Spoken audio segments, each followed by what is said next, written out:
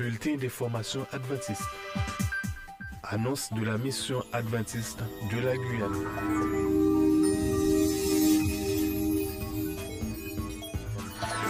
Ministère de la Femme et Secours adventiste.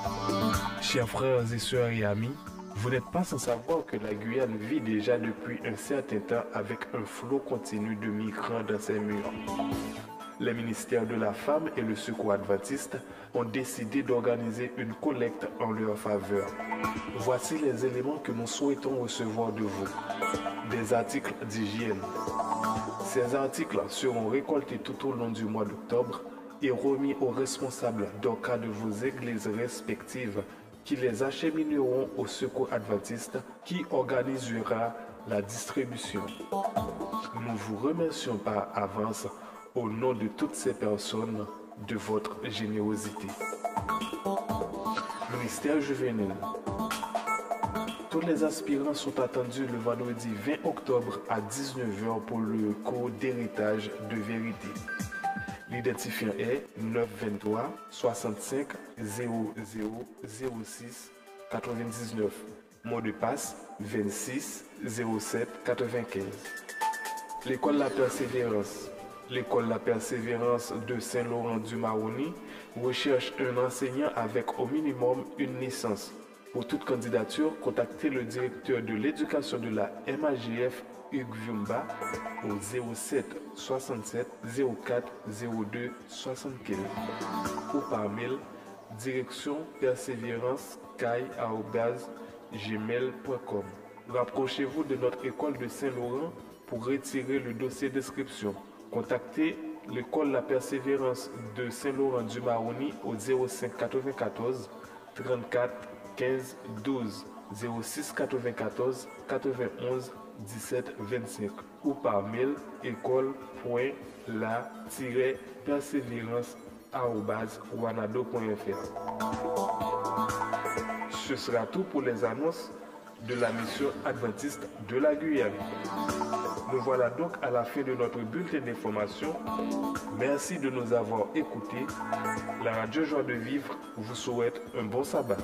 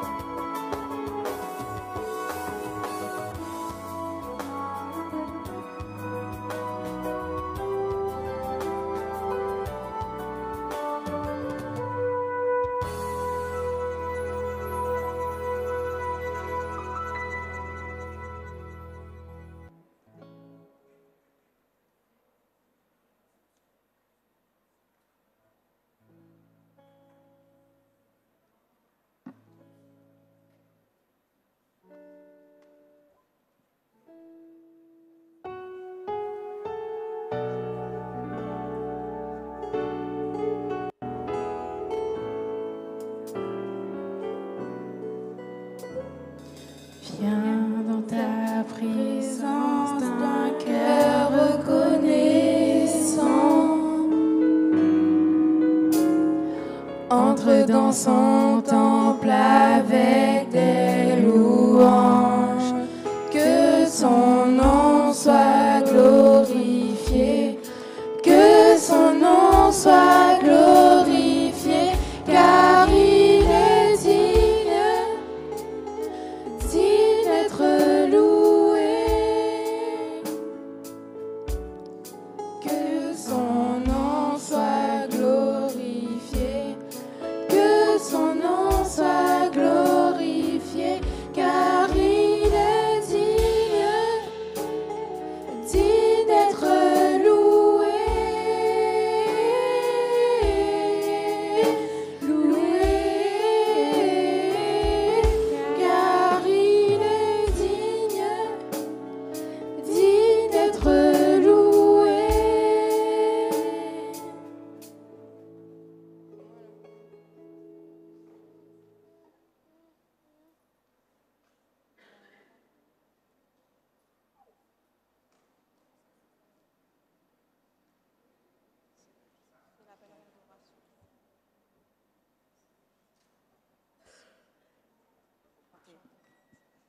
Appel à l'adoration.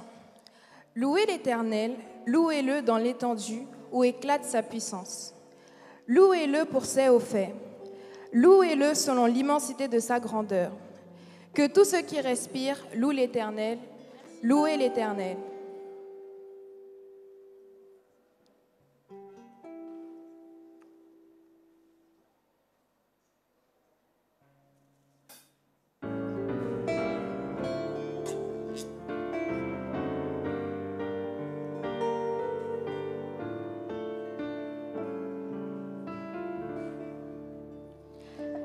À Dieu la gloire, Christ la louange, au Saint-Esprit, force et puissance.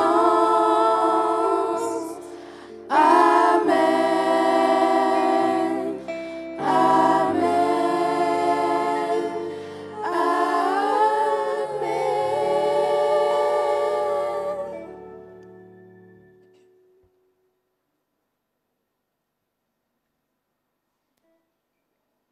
Que le nom de notre Dieu puisse être glorifié. Que le Père, le Fils et le Saint-Esprit puissent envahir tout notre être et puissent rester dans notre cœur. Que ce culte puisse être agréable et que jamais que nous puissions continuer à montrer l'amour de Dieu. Amen.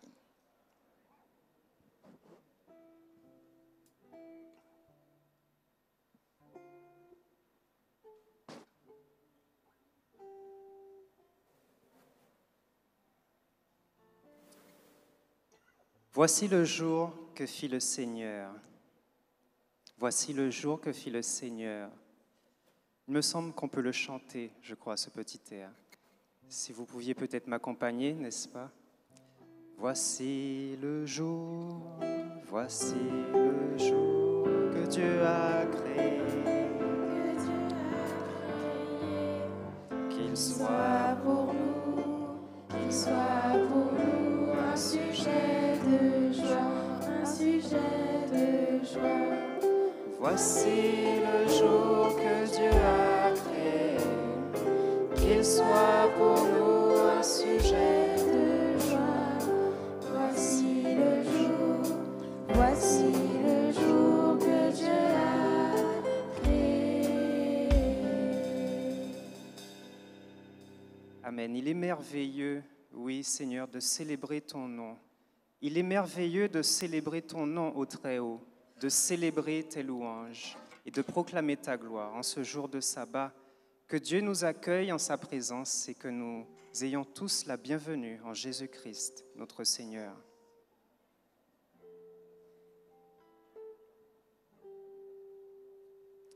Ce matin, la méditation nous mènera à travers un texte que je vais vous lire en cet instant. En chemin, Jésus vit un homme qui était aveugle depuis sa naissance.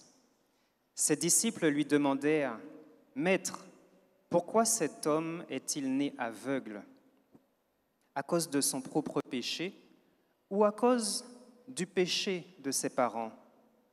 Jésus répondit « Ce n'est ni à cause de son péché, ni à cause du péché de ses parents. Il est aveugle pour que l'œuvre de Dieu puisse se manifester en lui. » Que l'Éternel bénisse sa parole. J'ai lu dans Jean chapitre 9, les versets 1 à 3. Et je vous prie maintenant de vous prosterner afin que nous puissions invoquer notre Dieu.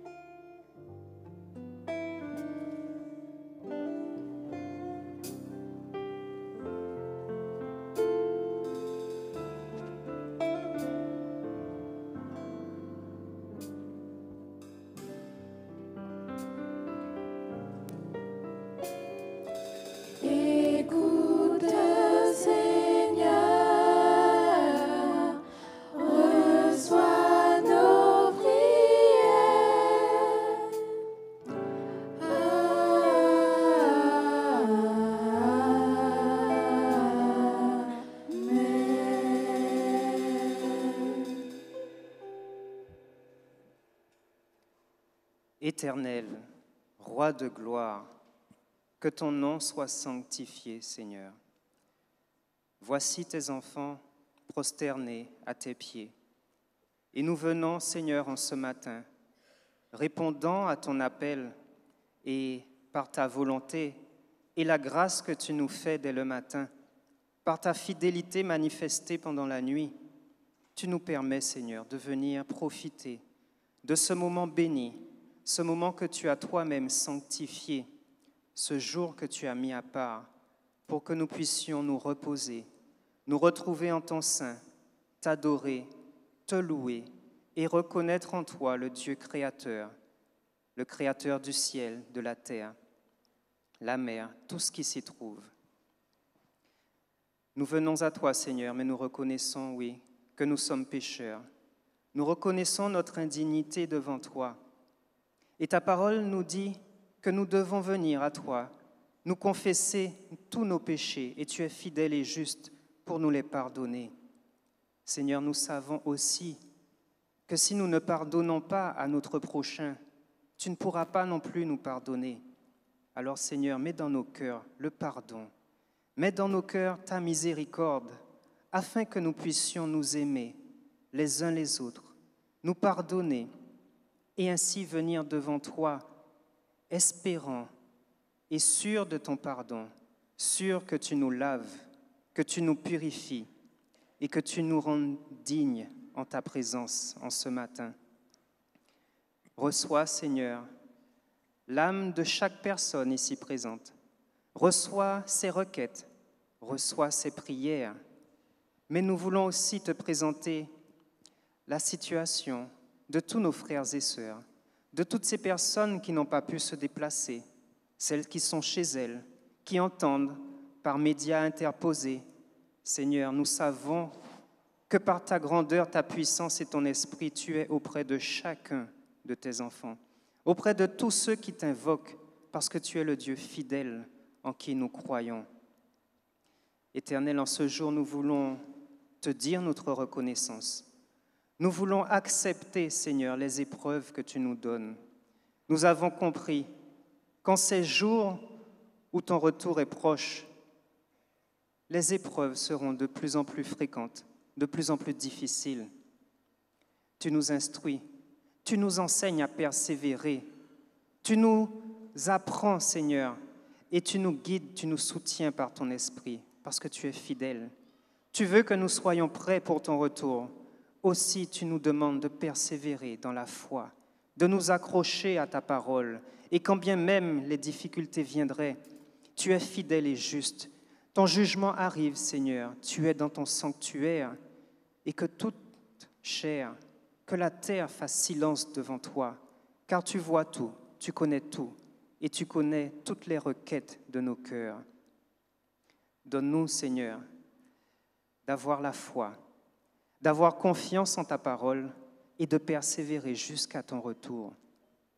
En ce matin, nous voulons te présenter nos offrandes, nos dîmes, la reconnaissance de ce que tu nous as donné toi-même, Seigneur, mais que nous voulons te rendre avec bonheur, avec joie pour tout ce que tu nous as donné et que tu nous donneras encore. Quand ce matin, ton Esprit Saint repose particulièrement sur ton serviteur et ta servante, le couple qui aura à présenter le pain de vie en ce matin, qu'il nous dirige selon ta volonté et ce que tu leur auras insufflé et inspiré par ton Esprit. Que cette assemblée soit disposée, Seigneur, aussi à écouter, à faire silence, à se révérer en ta présence et surtout à garder ta parole pour la mettre en pratique, car c'est ce que tu attends de nous, Seigneur.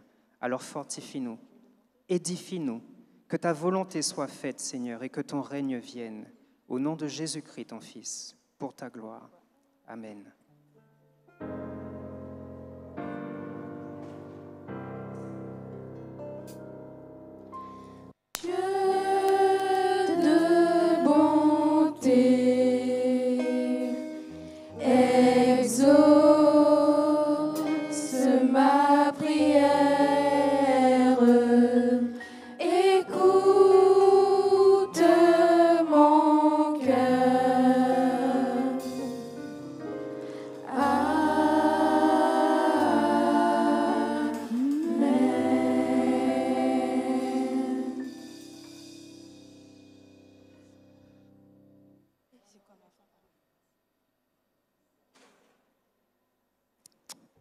service de fidélité. Écoutons ce texte avant le passage des diacres dans les rangs et le ramassage des dîmes et offrandes.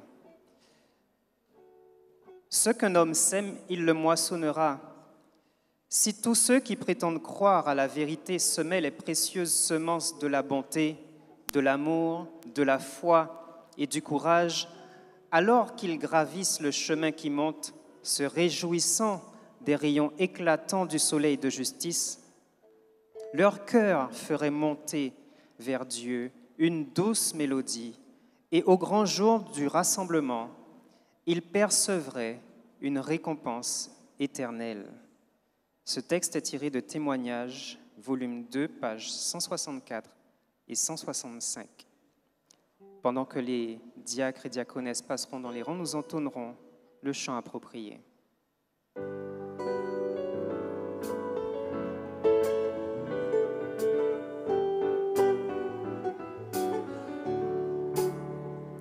Je veux donner à Dieu tout ce qu'il y a dans mon cœur. Je veux donner à Dieu tout sans regret. Apporter à Dieu mes offrandes avec bonheur. Il pourvoira à mes besoins. Je chante avec joie, car mon Dieu me bénit. Il est le rocher de ma vie. Chante avec foi, car pour nous y prévoir, Dieu sera toujours là comme un ami. Je veux donner à Dieu tout ce qu'il y a dans mon cœur. Je veux donner à Dieu tout sans regret. Apporter à Dieu mes offrandes avec bonheur. Il pourvoira à mes besoins. Je chante avec joie, car mon Dieu me bénit. Il est le rocher de ma vie. Chante avec foi, car pour nous y prévoir, Dieu sera toujours là comme un ami. Dieu sera toujours là comme un ami. Dieu sera toujours là comme un ami.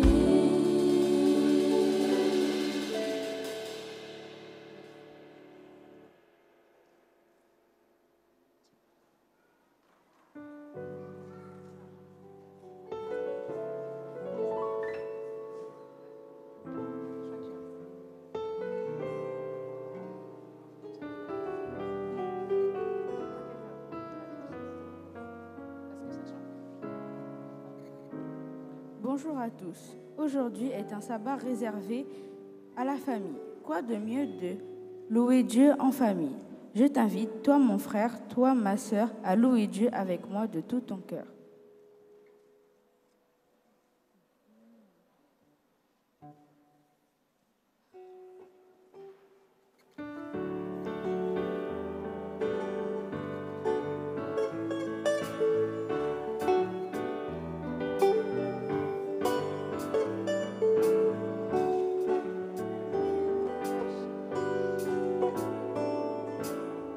Si tu veux le louer, sache qu'il faut que tu le fasses avec le cœur. Si tu veux le louer, lâche les pensées qui t'attachent et te font peur. Si tu veux le louer, aime ton âme et celle aussi de ton voisin. Si tu veux le louer, sème le vent que tu récolteras demain. Pas besoin de diplôme, pas besoin latin, juste aimer son nom et son Esprit Saint. Et l'on devient fou, fou de ce Dieu-là, ce bon Dieu d'amour, bon Dieu tout en moi. Si tu veux le louer, sache qu'il faut que tu le fasses avec le cœur. Si tu veux le louer, lâche les pensées qui t'attachent et te font peur. Si tu veux le louer, aime ton âme et celle aussi de ton voisin. tu veux le louer, sème le vent que tu récolteras demain. Pas besoin fausser les soucis. Pas besoin crisper, louer c'est facile. Qui dit qu'on est sous alors qu'on n'est pas? Nous on sait qu'en nous, c'est Dieu qui fait ça. Si tu veux le louer, sache qu'il faut que tu le fasses avec le cœur. Si tu veux le louer, lâche les pensées qui t'attachent et te font peur. Si tu veux le louer, aime ton âme et celle aussi de ton voisin. Si tu veux le louer, sème le vent que tu récolteras demain. Je veux te louer. Wow, je veux te louer. Wow, je veux te louer.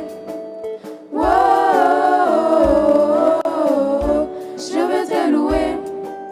Wow.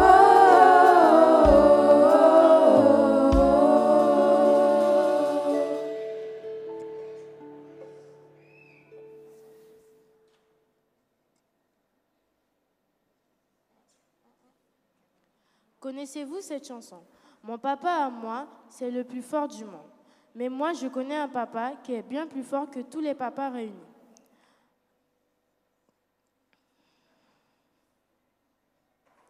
En fait, il est tout puissant.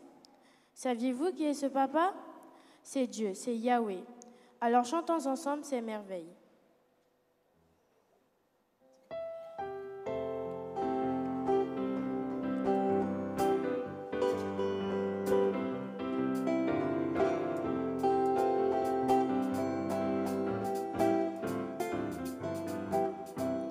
Je chanterai de tout cœur les merveilleux de mon papa Yahweh.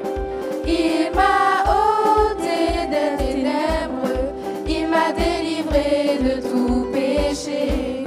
Je chanterai de tout cœur les merveilleux de mon papa Yahweh. Il m'a ôté des ténèbres, il m'a délivré de tout péché. Mon papa est fidèle, il ne m'abandonne jamais. Je n'ai plus rien à craindre, car Yahweh m'a libéré. Allégresse, car Yahweh m'a libéré. Je suis dans la joie, une joie immense. Je suis dans l'allégresse, car Yahweh m'a libéré. Car Yahweh m'a libéré. Car Yahweh m'a libéré. Car Yahweh m'a relevé. Car Yahweh il m'a sauvé. Dans nos relations familiales ou autres, la communication est essentielle. En répondant à la question des disciples, enseigne-nous à prier, notre papa nous montre un moyen de communiquer avec lui. C'est donc pour cela, c'est donc cette prière chantée que nous allons faire avec vous.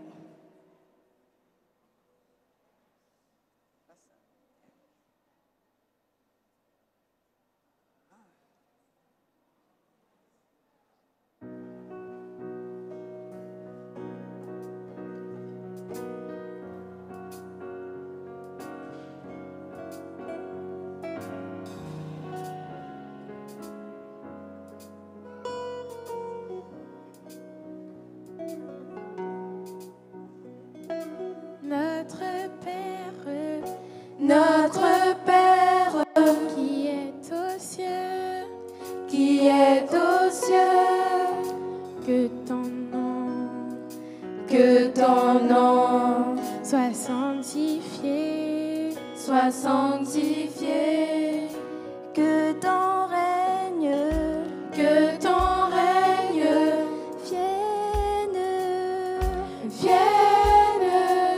Que ta volonté soit faite sur la terre comme au ciel, comme au ciel.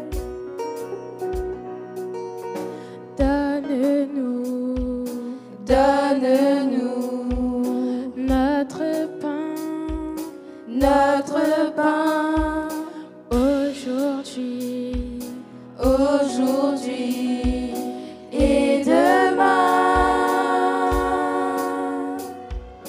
Pardonne-nous, Pardonne-nous nos offenses, comme nous les pardonnons, comme nous les pardonnons à tous ceux qui nous ont offensés. Ne nous soumets pas à la tentation, mais délivre-nous du mal. Ne nous soumets pas à la tentation, mais délivre-nous du mal.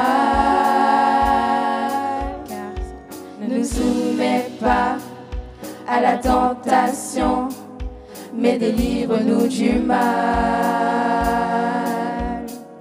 Ne nous soumets pas à la tentation, mais délivre-nous du mal. Car c'est à toi qu'appartiennent pour les siècles des siècles le règne, la puissance et la gloire. Le règne, la puissance, le règne, la puissance et la gloire. Le règne, la puissance et la gloire. Le règne, la puissance et la gloire.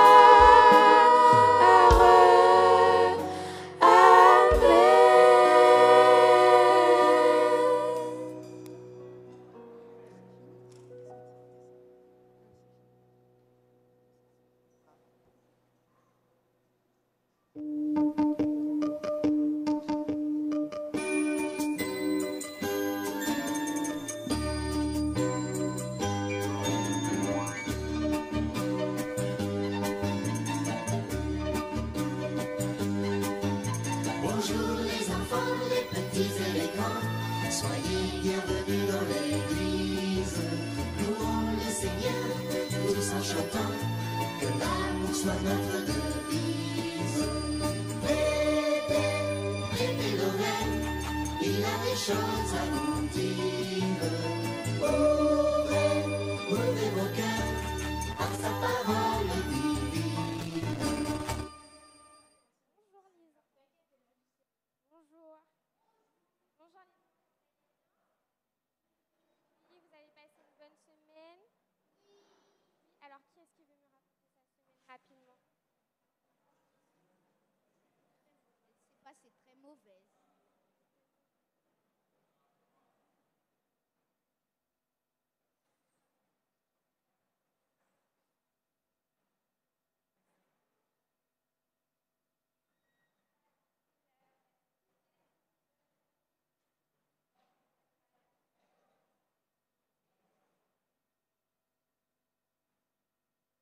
Bonjour. Bonjour les enfants, vous allez bien? Oui, alors j'espère que vous avez tous passé une bonne semaine. Moyen? Oui? D'accord. Alors, est-ce que quelqu'un sait comment je m'appelle? Oui? Comment je m'appelle? Léna! Oui, voilà. Alors, je m'appelle Léna et aujourd'hui, je suis très heureuse d'être avec vous pour ce moment. Alors, est-ce que quelqu'un se rappelle du don de la semaine dernière? Oui? Non? Les talons? Oui, c'est le thème, mais... Sacrifice? Oui, voilà. Alors, le don de la semaine dernière était celui du sacrifice. Et aujourd'hui, nous allons découvrir un nouveau don ensemble. Alors, pendant notre moment de méditation, il y a 2 jeunes personnes qui vont nous faire quelque chose, qui vont nous préparer quelque chose en rapport avec le don que nous allons découvrir. Alors, j'ai des petites questions pour vous. Est-ce que quelqu'un a déjà imaginé de faire quelque chose? Oui? sais pas. Alors, est-ce que quelqu'un a déjà, par exemple, alors, vous êtes à l'école et vous savez que les vacances approchent. Est-ce que vous avez déjà imaginé d'aller à la plage? Alors, quand tu imagines d'aller à la plage, tu penses à quoi? J'ai toujours rêvé d'aller en vacances. Oui, c'est bien. Et toi? Au coucher de soleil, oui. De faire du ski et de me faire dévorer et de me faire recracher par un requin. Ok. Et toi? De prendre une pause. Oui. Et vous avez jamais imaginé de faire un petit château de sable? Non? J'ai toujours rêvé de faire un château de sable.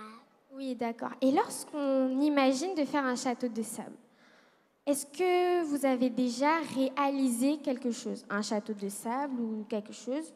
Non? Ça vous est jamais arrivé d'être à l'école et de réaliser un dessin? Non? De réaliser un poème ou un chant?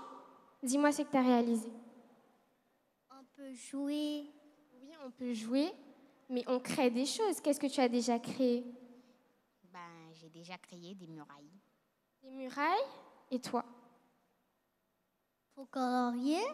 Oui, colorier. Et lorsqu'on colorie, on ne sait pas encore qu'est-ce qu'on veut faire et d'où ça nous vient ça? Faire de la peinture? Oui. Donc on fait de l'art, un peu des choses comme ça. Alors, est-ce que vous savez, on va répartir toutes les réponses que vous nous avez dites. Est-ce que ça vous donne une idée d'un don qu'on peut avoir? Le fait d'imaginer, de réaliser quelque chose de nouveau? D'être au service de Dieu?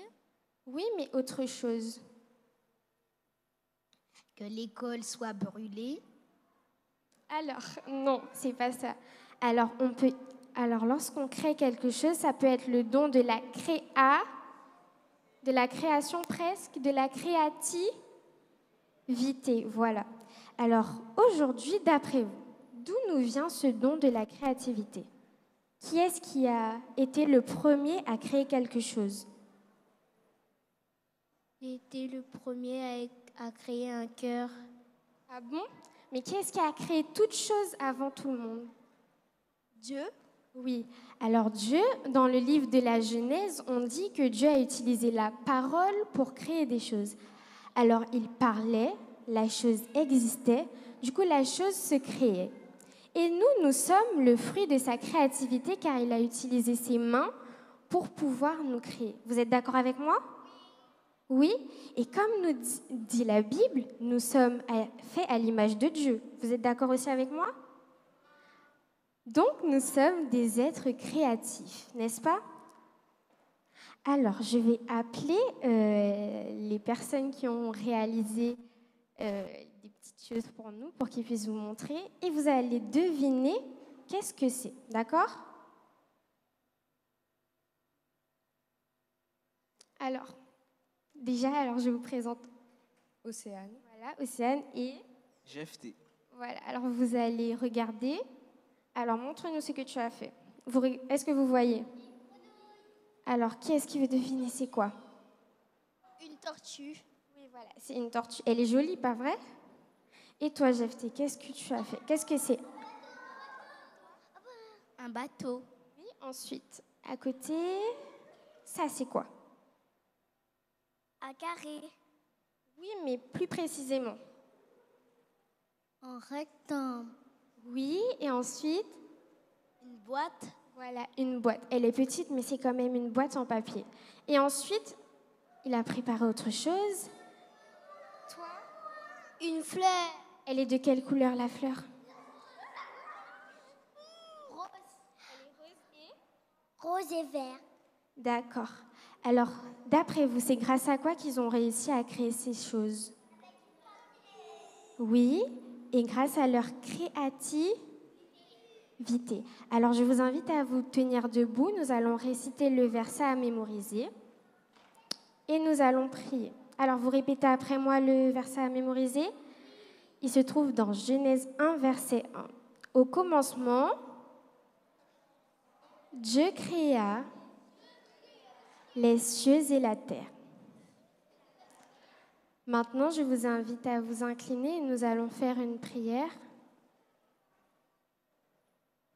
Tout le monde ferme les yeux, on baisse la tête. Seigneur mon Dieu,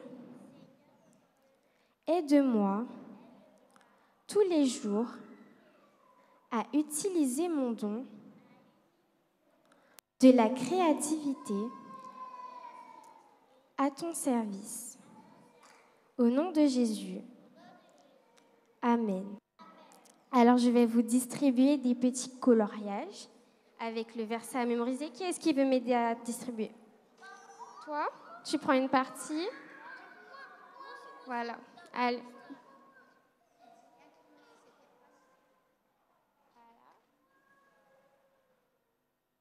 Tout le monde aura. Tiens.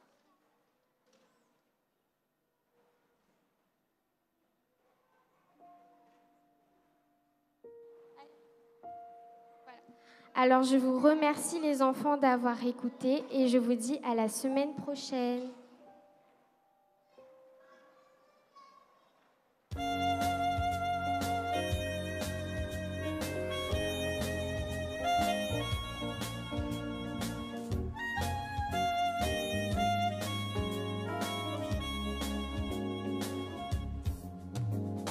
Comme les rayons du soleil qui dévoilent tant de merveilles, comme les petites gouttes de pluie qui tombent et répandent la vie.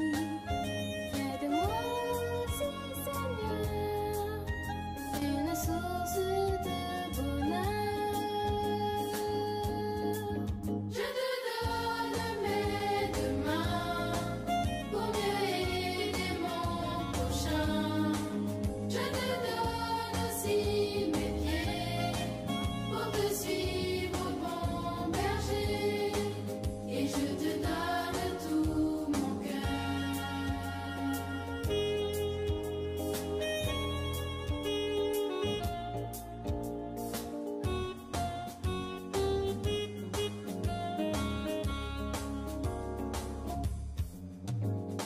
Si je sais chanter, danser, décider ou réciter, c'est que tu donnes des talents à chacun de tes enfants pour refléter tous les jours ta bonté et ton amour.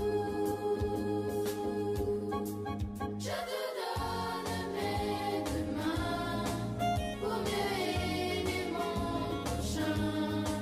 Je te donne aussi mes pieds pour te suivre, bon berger. Et je te donne tout mon cœur pour qu'il batte en ton honneur.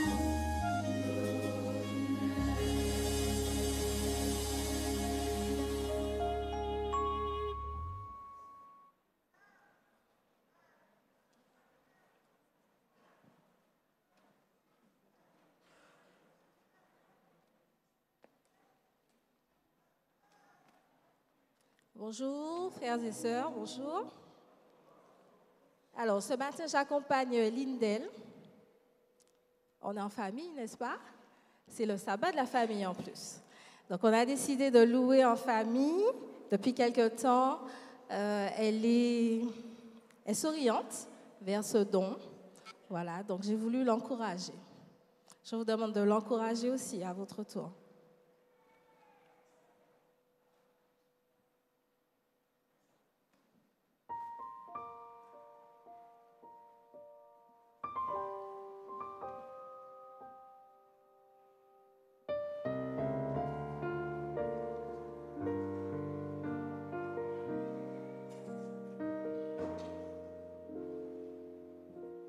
Jésus, étoile brillante du matin, Jésus, comment puis-je te dire combien tu es si beau pour moi?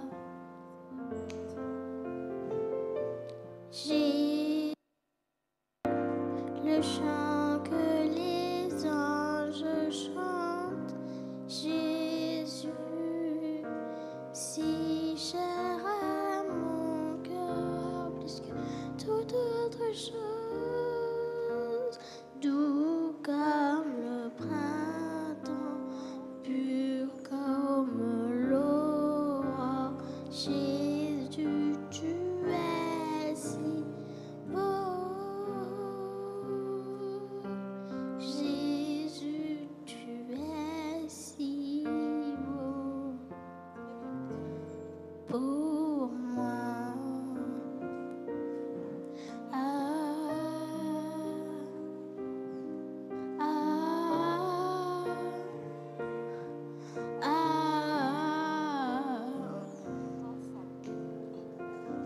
Jésus, étoile brillante du matin, Jésus, comment puis-je te dire combien tu es si beau pour moi? Jésus, le chant que les anges chantent, Jésus, si cher à mon cœur, plus que toute autre chose, doux comme le printemps, pur comme l'aurore. Jésus, tu es si beau. Jésus, tu es si beau pour moi.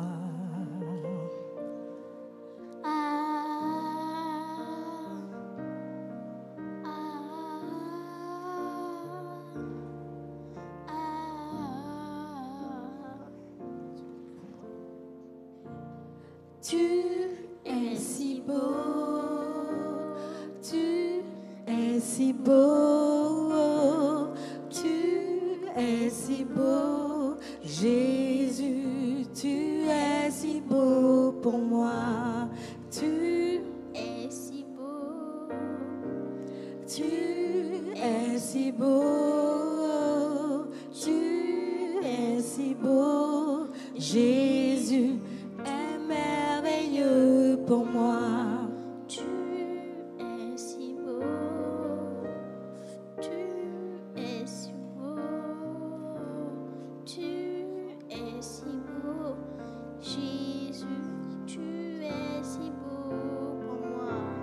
Tu es si beau, tu es si beau,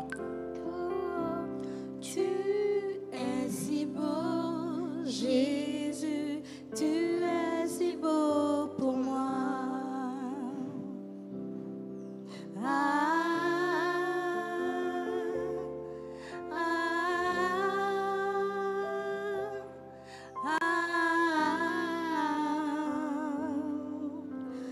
Doux comme le printemps, pur comme l'aurore, Jésus, tu es si beau. Jésus, tu es si beau pour moi.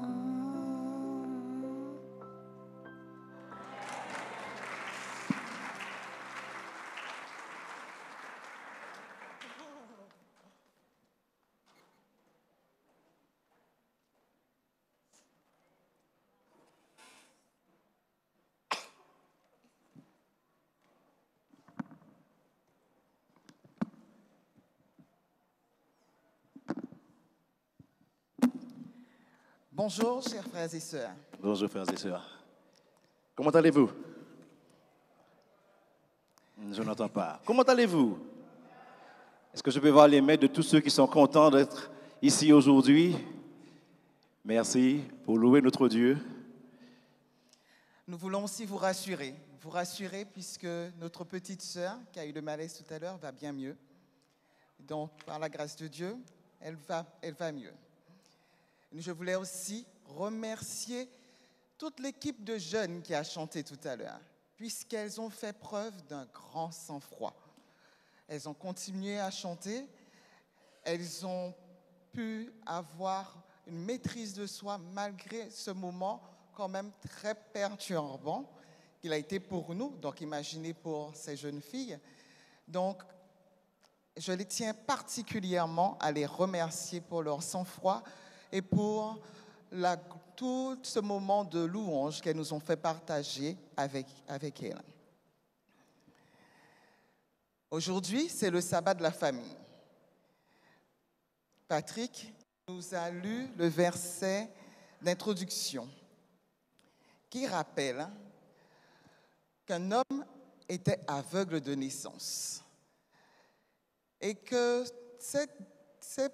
les personnes qui étaient autour, les disciples, ont posé une question particulière à Jésus.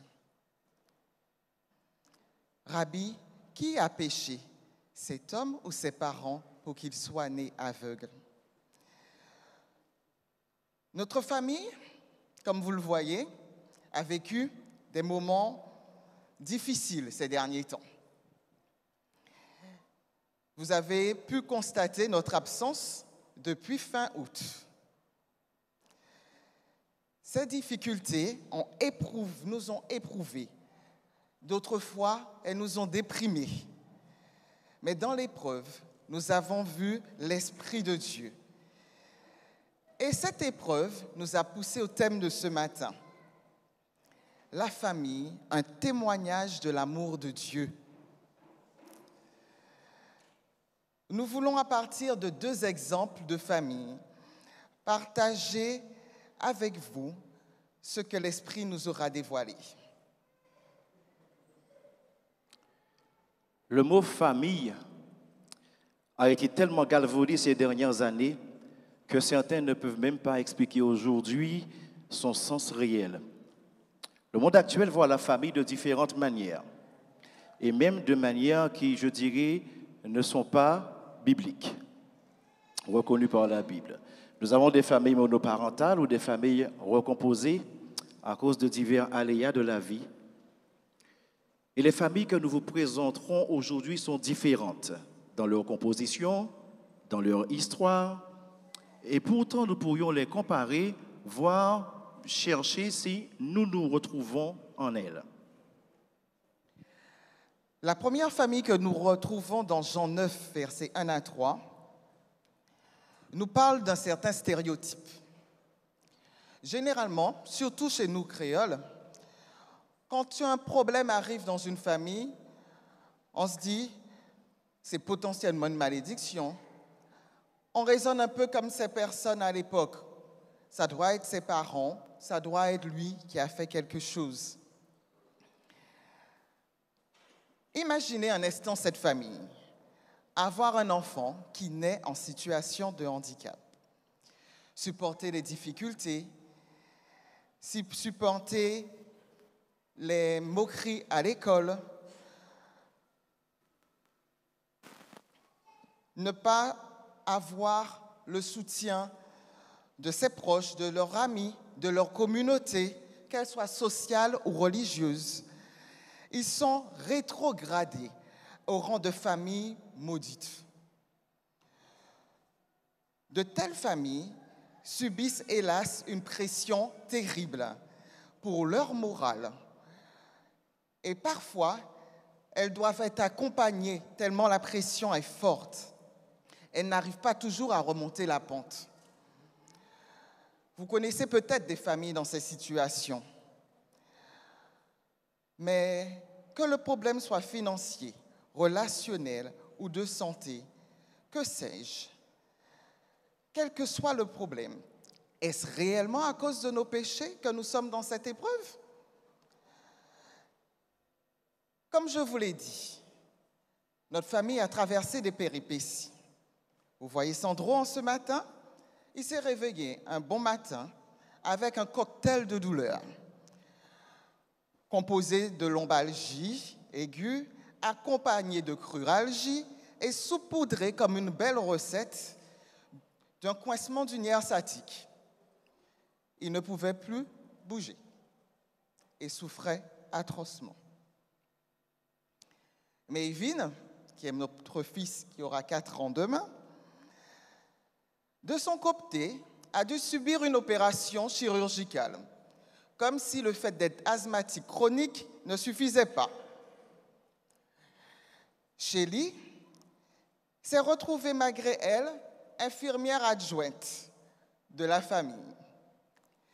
Et moi, avec des changements inexplicables et inexpliqués au niveau de mon travail, de la santé. Comment réagir à de telles occasions? Nous partageons ce témoignage afin que, comme il est dit, que la gloire de Dieu soit manifestée. Par la grâce de Dieu, nous n'avons ni entendu, ni eu la question des disciples. Lequel d'entre eux a péché? Dieu merci. Notre congrégation n'a pas eu cette réaction. Mais au-delà de tout cela, en plus de notre situation, nous avons pu côtoyer des personnes dans des états encore pires que les nôtres. Vous ne pouvez pas imaginer l'importance d'avoir une épaule réceptive. Et quand vous voulez vous plaindre de votre situation, écoutez les autres. Leur état est certainement plus grave que les vôtres. Lorsque nous nous trouvons de l'autre côté de la barrière, le problème n'est pas sur les épaules de l'autre, mais il est sur nos épaules. Serions-nous maudits parce que nous vivons des épreuves? Non, pas du tout. Si nous subissons quelque chose, c'est au pire à cause du mauvais choix qu'ont fait qui? Adam et Ève depuis la création. Au verset 3, nous voyons la réponse de Jésus à ses disciples lorsqu'il dit « Ce n'est pas que lui ou ses parents aient péché, mais c'est afin que les œuvres de Dieu soient manifestées en lui. » Alors, imaginez une cécité qui est quelque chose d'horrible pour nous, mais nous avons l'assurance qu'il a un noble objectif pour Dieu. Quel grand réconfort de savoir que même si nous n'en avons pas l'impression, dans la souffrance, Dieu est là. Nous ne sommes pas seuls. Et notre souffrance est un témoignage de l'amour de Dieu pour notre famille et pour les autres. L'apôtre Pierre dit dans 1 Pierre 3, versets 12 et 13, « Bien-aimés, ne soyez pas surpris comme d'une chose étrange qui vous arrive de la fournaise qui est au milieu de vous pour vous éprouver. Réjouissez-vous au contraire de la part que vous avez aux souffrances de Christ, afin que vous soyez aussi dans la joie et dans l'allégresse lorsque sa gloire apparaîtra. » Penser et être convaincus que nous ne sommes pas seuls, c'est le plus grand réconfort que nous puissions avoir. En plus, savoir que nous avons des frères et des sœurs dans la foi qui pensent à nous, prient pour nous, prennent de nos nouvelles, c'est une bénédiction non négligeable. L'amour est une arme contre la tristesse et la mélancolie. Et cela m'a fait penser à un petit chant tiré de la Sainte Parole qui exhorte la grande famille, l'Église, à cultiver cet amour en permanence. Et ça se trouve dans 1 Jean 4, 7 et 8. Bien-aimés, aimons-nous les uns les autres, car l'amour est de Dieu, et celui qui aime est né de Dieu et connaît Dieu. Vous connaissez ce petit chant? Pas difficile.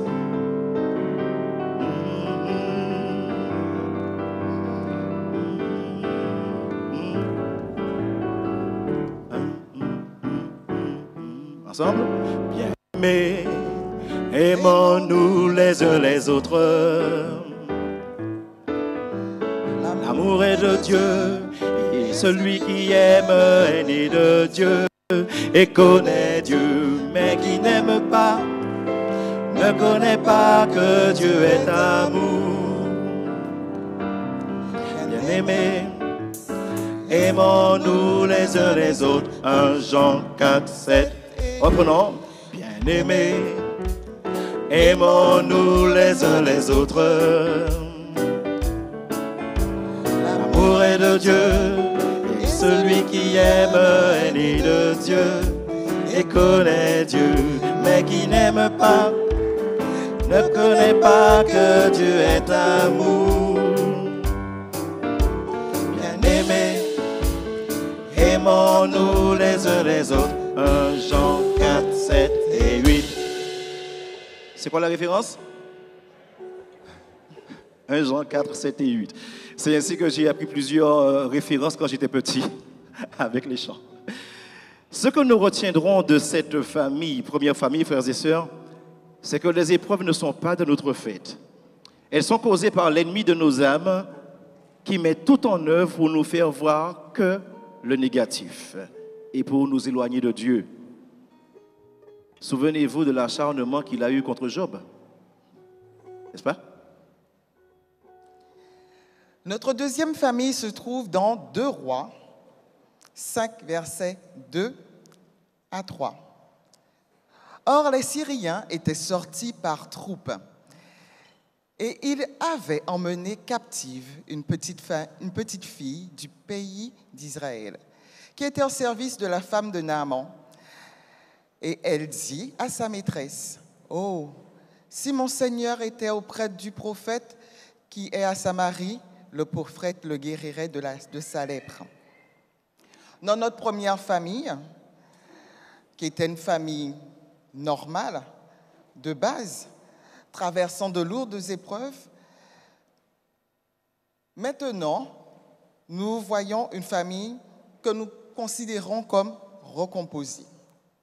Une captive que nous pourrions qualifier d'adoptée du fait de son comportement, parce qu'elle agit envers Naaman et sa femme comme une fille adoptive, ayant de l'amour pour ses parents.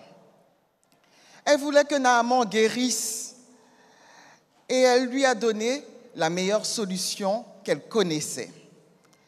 Cet enfant avait entendu parler d'Élisée et était convaincu qu'il avait la possibilité de guérir Naaman. Cet enfant captive, et j'insiste sur ce mot, éloigné de sa première famille, seul, dans un pays étranger, se rappelle encore ce qu'elle a appris, ce que ses parents lui ont enseigné, comment sauver, évangéliser sa famille d'adoption. Cette petite captive garde sa foi envers et contre tout. Là où des millions d'adultes pourraient la perdre. Elle garde sa foi au point d'emmener son maître à la conversion. Ce père de cœur qui est en plus général d'une grande armée. Elle proclame l'évangile et rappelle qu'on n'est ni trop petit, ni trop vieux pour parler de Dieu. Dieu sait utiliser chaque capacité ou situation de servitude ou autre pour emmener chacun au salut. Cela fait aussi penser à ce chant que beaucoup d'entre nous ont appris. Nul enfant n'est trop petit pour la route étroite. Quand le Seigneur l'y conduit, marchant à sa droite, même le plus jeune cœur peut être un temple au Seigneur. Souhaitez-vous l'interpréter avec nous? Nul enfant n'est trop petit, nous chantons les 2 strophes.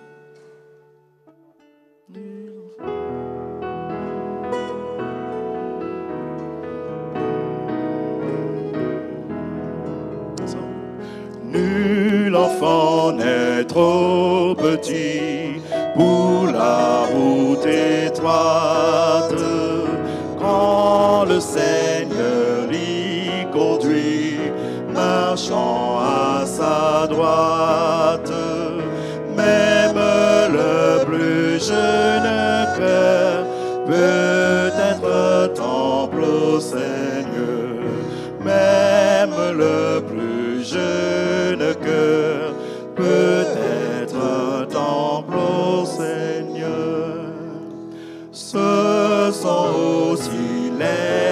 petits que Jésus convie et dont les noms sont écrits au livre de vie dans les parvis éternels.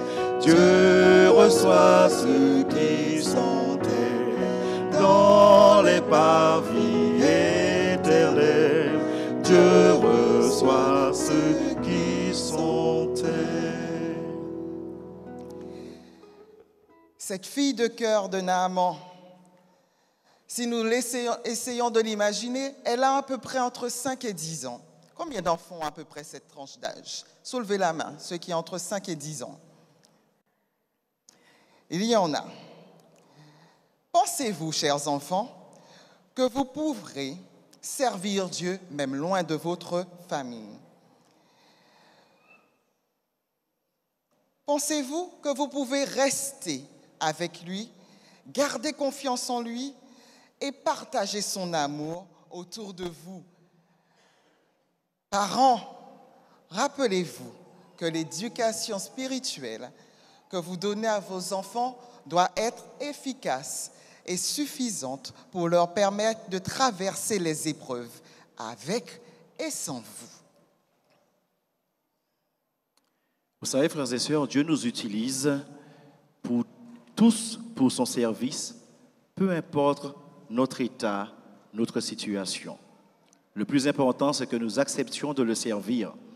Et ça, lorsque nous le faisons, c'est un témoignage.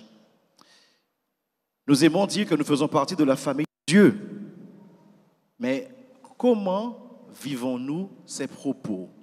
C'est quoi la famille de Dieu? Ma famille commence par ce petit noyau à la maison, mais elle se termine ici. Ce petit noyau est extrêmement important car de lui dépend la grande famille qu'est l'Église. Chaque jour, ce petit noyau se nourrit. Il se nourrit de tendresse, de louange, de partage, de foi, de respect des autres dans toutes les activités, à l'école, au travail, avec le voisinage, avec les amis. Il grandit, il bourgeonne pour donner une belle plante, membre du jardin de l'Église. Autant que dans le noyau familial, nous avons tous les efforts à faire pour éduquer nos enfants, les accompagner et même étant grands, maintenir la relation avec eux, autant dans l'Église, dans la grande famille, nous avons tous ces efforts à faire. La fille adoptive de Naaman a été séparée de sa famille très tôt. Heureusement donc qu'elle avait reçu cette éducation de ses parents. Heureusement qu'elle avait reçu cette éducation spirituelle qui lui a permis de partager et de sauver Naaman. Car il est évident que son comportement journalier a témoigné pour elle et a poussé Naaman à aller vers Élisée. Est-ce que vous vous imaginez, allez, mettez-vous à la place de Naaman, une jeune fille chez vous, une enfant? En général, quels sont les adultes qui écoutent les enfants lorsque les enfants ont une remarque à faire? Pas tout le temps. Pas tout le temps. Donc, je suis malade, j'ai la lèpre, et la petite me dit, va ailleurs, dans un autre pays, voir quelqu'un qui ne partage pas ma foi, mes croyances, qui n'a rien à voir, que je ne connais même pas. Et l'enfant me dit, va et il te guérira. Si cet enfant n'avait pas, si Naaman n'avait pas ressenti chez cet enfant l'amour et l'éducation, la spiritualité, sa foi, il n'aurait pas été convaincu par elle, il n'aurait pas essayé. Il n'aurait pas été voir le roi pour pouvoir justement lui dire, la petite fille, la petite captive que j'ai chez moi m'a dit que je peux être guéri par qui? Par le prophète du pays ennemi. N'est-ce pas? La Bible ne nous dit pas que Naaman a hésité. Lorsque nous lisons le chapitre, on dit simplement qu'il a été vers le roi, il a présenté sa situation et le roi l'a envoyé en Israël.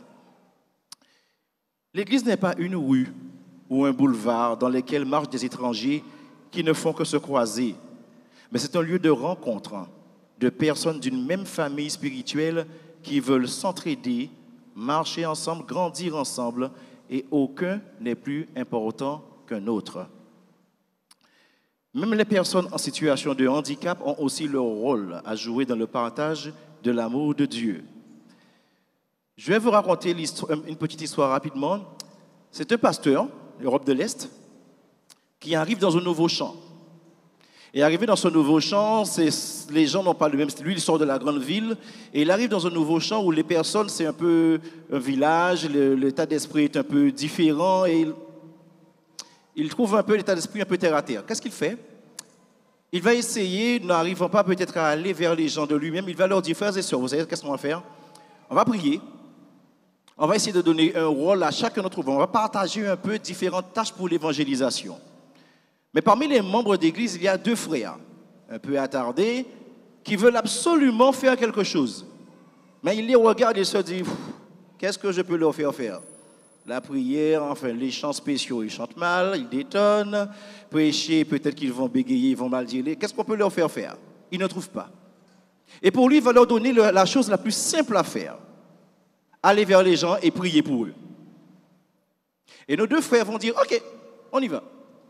Et ils vont vers tous les gens de la ville, du village.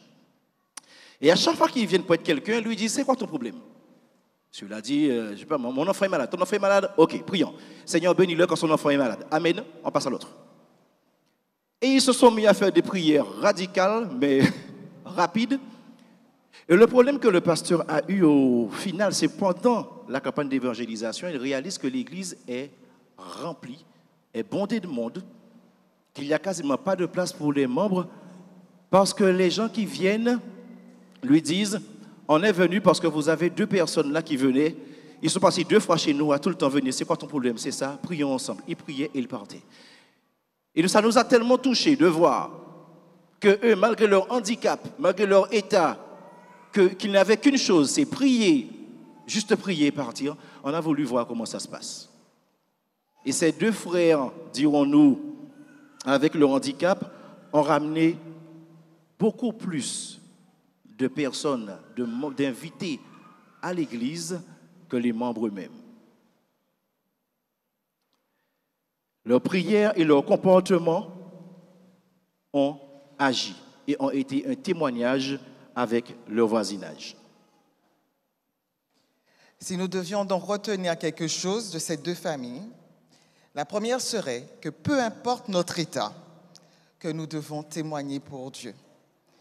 Que tu aies un problème dans ton travail, à l'école, au lycée, au collège, dans ton voisinage, avec tes amis, peu importe ton problème, même dans ta congrégation, témoigne pour Jésus. Ton comportement et ton témoignage en dira beaucoup plus que tu ne l'imagines. Le deuxième, c'est quel que soit notre âge, quelles que soient nos capacités, nous pouvons sauver quelqu'un. Même un enfant peut sauver toute une église, toute sa famille. Les enfants ont leur part. Le témoignage n'a pas d'âge. Il dépend par contre de l'éducation que nous donnerons à nos enfants, celle que nous allons leur permettre de développer. Mais ils peuvent. La famille de base doit reconnaître l'action de Dieu dans la vie de ses enfants. C'est pourquoi que lorsque nous sommes en Christ et que nous devons donc prier aussi les uns pour les autres, cela donne du sens au mot « frère, sœur en Christ ». Cela n'a du sens que si nous prions les uns pour les autres. Le verset de Matthieu 18, verset 20 dit « Car là où 2 ou 3 sont assemblés en mon nom, je suis au milieu d'eux. » Nous voudrions vous inviter à faire quelque chose de particulier. S'il y a lieu, 2 personnes dans la salle, est-ce qu'elles peuvent s'approcher auprès de nous rapidement? 2 personnes volontaires Sinon, 2 personnes désignées. Est-ce que vous pouvez vous approcher rapidement auprès de nous?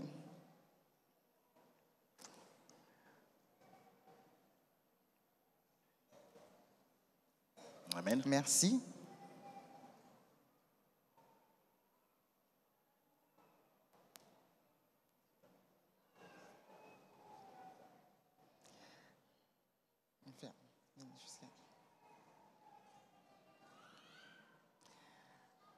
Alors, je pense que c'est maman et son fils. Vous aurez donc le challenge, maman, de prier pour l'Église. Et le jeune homme de prier pour un ami qui est dans l'Église, que tu voudrais qu'il reste accroché à Dieu. Nous qui sommes dans la salle, nous allons incliner la tête et les écouter en prière. Nous prions les uns pour les autres. Je te passe. Je vous invite à incliner la tête.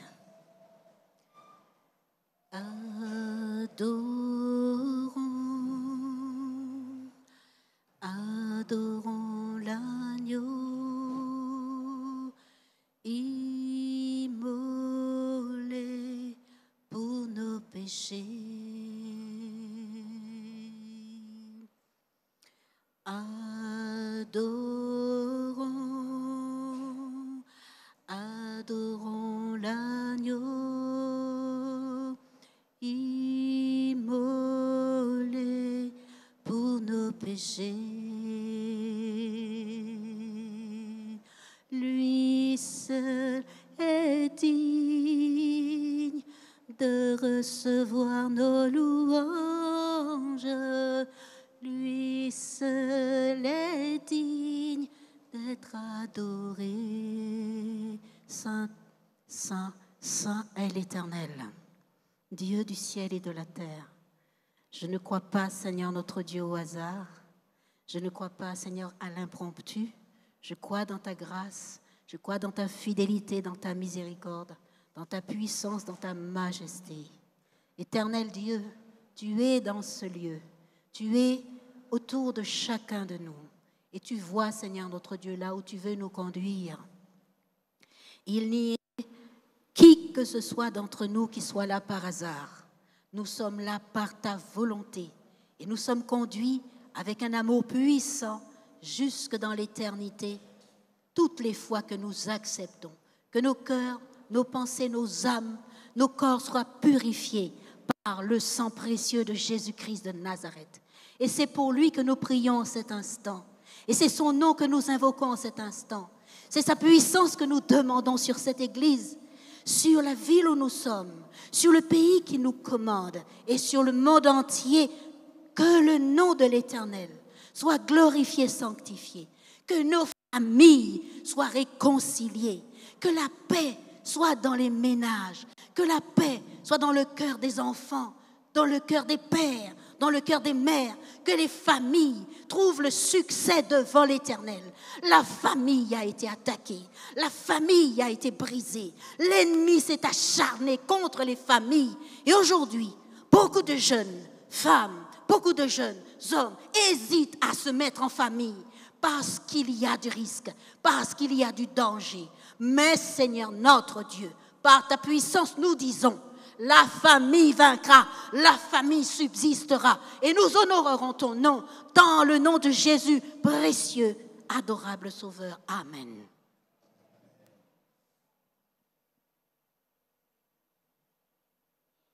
Père éternel, je veux te prier en ton nom, par tes mérites pour mon frère, mon ami, ton enfant, que tu connais, que tu as créé et qui t'appartient, qui fait partie de ton peuple, du troupeau de ton pâturage, et que tu as appelé en ce jour. Pour t'honorer, pour retourner à toi, et pour recevoir une onction de ta part, pour recevoir ta nourriture, la nourriture qui est de faire ta volonté, afin de nous donner un avenir de l'espérance, afin que ta joie soit en nous et que notre joie soit parfaite. Père éternel, tu sais par quelle manière, par quelle invitation, par quel élan du cœur nous nous présentons chaque sabbat devant toi. Et tu sais avec quelle soif nous venons, même mieux que nous. Tu sais avec quelle soif nous repartons. Je te prie qu'il n'en soit pas ainsi aujourd'hui.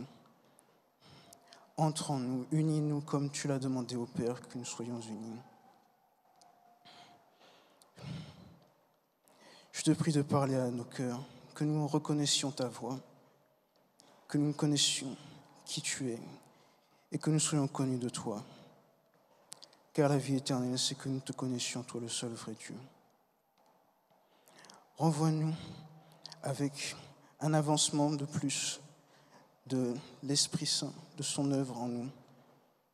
Toi qui es fidèle pour la mener à son terme. Je te prie pour mon ami auquel je pense, que je te remets entre tes mains. Et je te prie pour tous ceux qui ne sont pas ici, mais que tu as appelés, que tu as créés pour une œuvre spéciale et à qui tu réserves un avenir et de l'espérance. Je te prie de nous faire connaître ta voix, de nous faire connaître la vérité, que la vérité nous affranchisse, que ta volonté nous unisse et que ta parole nous nourrisse pleinement.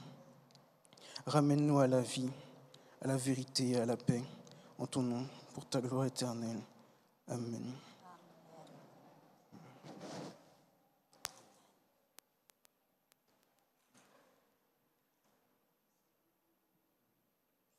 Merci.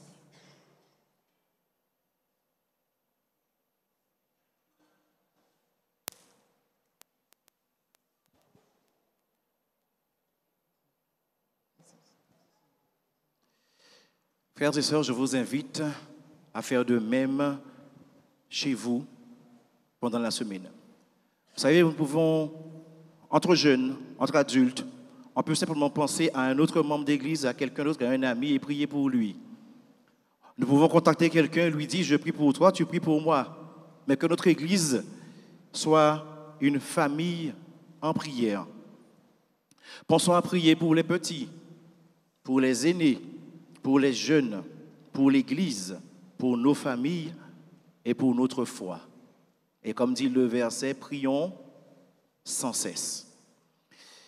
En ces temps de la fin que nous prêchons, frères et sœurs, nous devons redoubler nos efforts dans la prière et dans la méditation.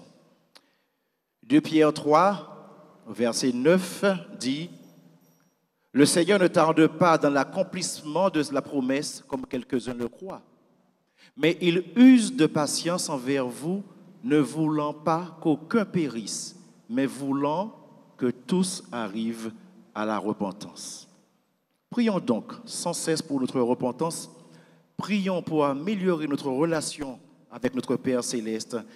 Prions pour nos familles, afin que toutes ces maladies, ces souffrances cessent et que notre famille, l'Église, notre grande famille, soit unie et bientôt réunie où ? Avec qui? Avec Jésus. Que l'Éternel vous bénisse et que nous témoignons de son amour autour de nous chaque jour. Amen. Pour terminer, je vais vous inviter à vous mettre debout et nous entendrons les paroles du cantique 434. Quel bonheur d'être en famille, d'être aimé et surtout d'aimer. Le 434.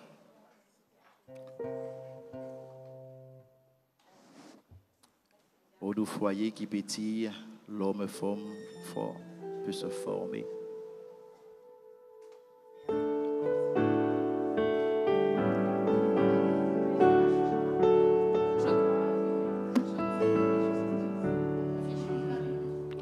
Quel bonheur d'être en famille, d'être aimé, surtout d'aimer. Au doux foyer qui pétille, l'homme fort peut se former. Entouré de ceux qu'on aime, on doit cultiver son cœur. On se connaît. connaît mieux soi-même et l'on devient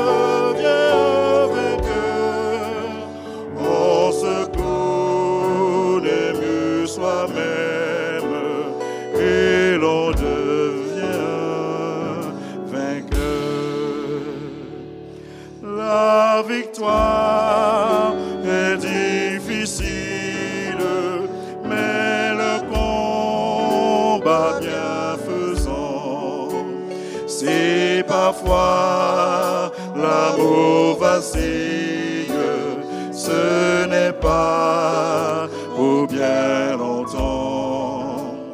On supporte avec tendresse, on pardonne avec bonheur. Le cœur rajeunit sans cesse, l'amour est le grand vainqueur. Le cœur rajeunit sans cesse, l'amour est le grand vainqueur. Les femmes,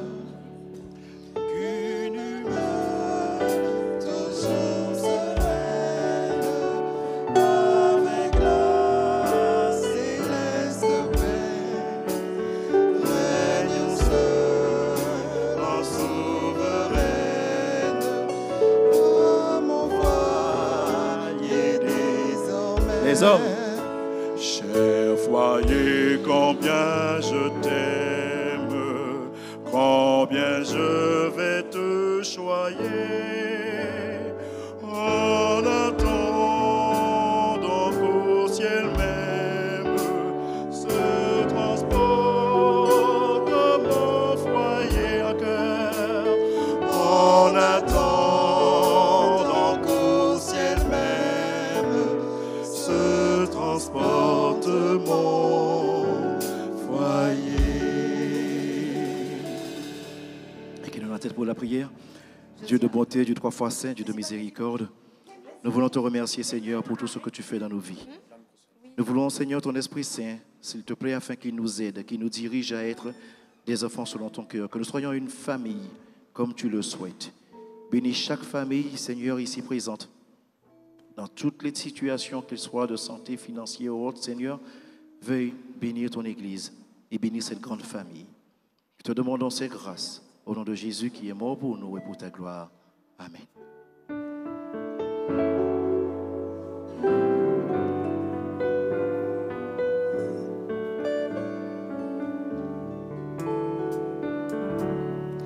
Que l'Éternel te bénisse et te protège, que l'Éternel te regarde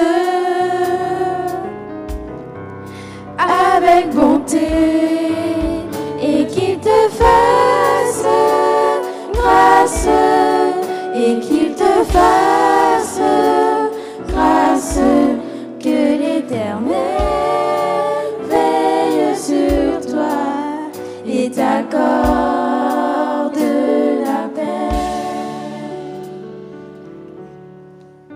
et qu'il te fasse grâce, et qu'il te fasse grâce, que l'Éternel veille sur toi et t'accorde la paix.